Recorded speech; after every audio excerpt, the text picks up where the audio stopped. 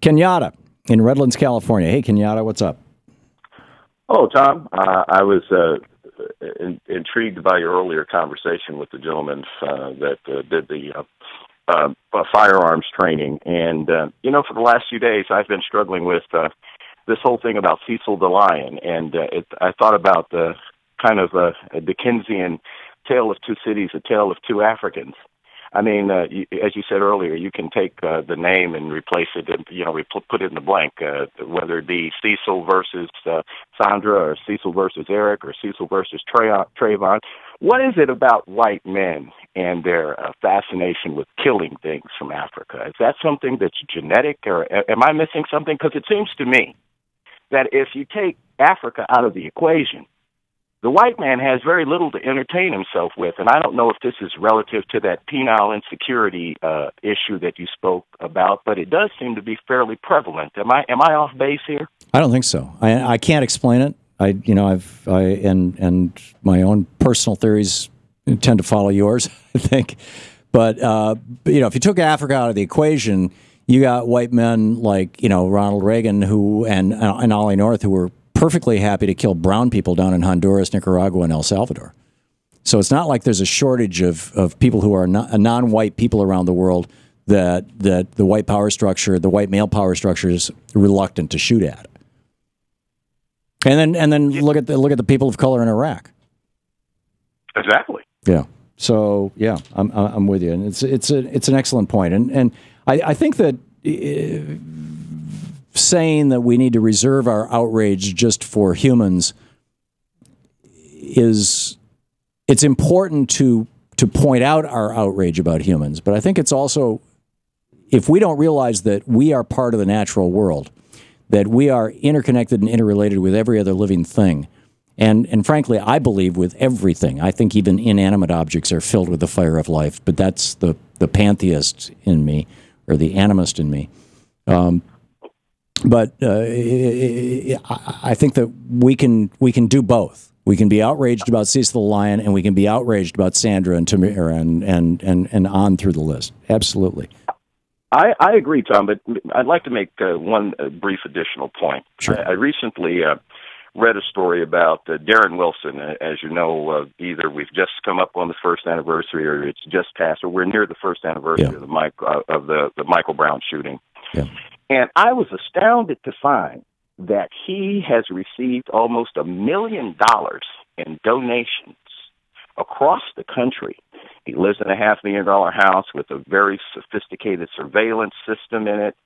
And I look at the victims of, the litany list of victims that you and I have talked about, and it's been in the news almost daily, it seems.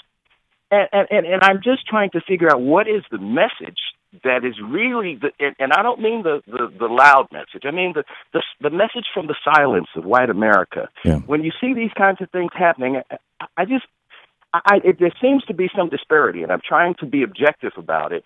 But I don't recall any of those victims receiving $1 million in donations. Do you? No, I don't.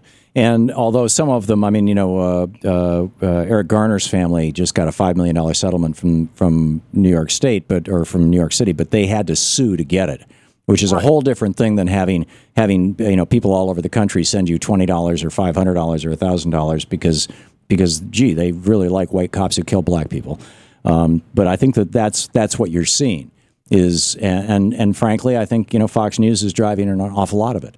And I saw the same article you did. I'm assuming it was the interview with Darren Wilson, where he's now kind of living, like you said, in a quiet life, as it were.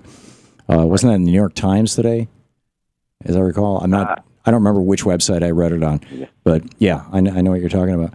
And never underestimate. And this is something we all have to repeatedly point out. Never underestimate the depth of white racism in this country.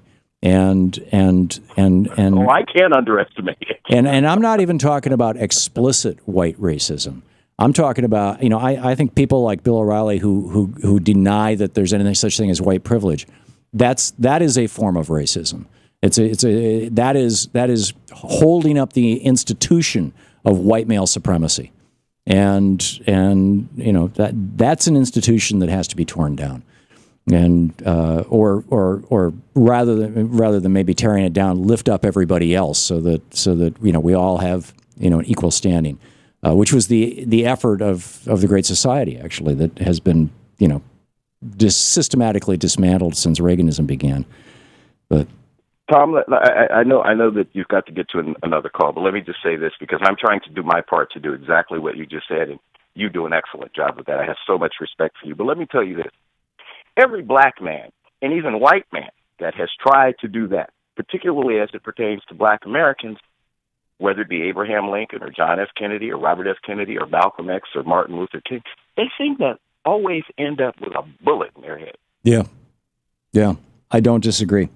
And that's why I said don't ever underestimate the depth and breadth, frankly. I mean, this is of white racism, ranging from unconscious white racism to sort of conscious, like the whites who make jokes, right? But they don't. They're not out there marching with the Klan. To the Klan. I mean, this whole thing with the South Carolina flag, brought out the Klan. It's like, all of a sudden we're like, oh, look at that. I mean, they're still here. And they've got a lot of power, a hell of a lot of power, particularly in the South, although it's growing in the North as well. So yeah, and in police departments. Yes. Across the country. Yeah. And I don't know if you saw the piece over at the Center for American Progress's blog, thinkprogress.org, but now Brazil's police, Rio de Janeiro's police, apparently are some of the most brutal in the world. And guess who they've been trained by? American police forces. So it's just, and Brazil has its own problems with race. Kenyatta, thanks a lot for the call. It's always good to hear from you. It's always a thoughtful analysis of the situation of the day. I appreciate it.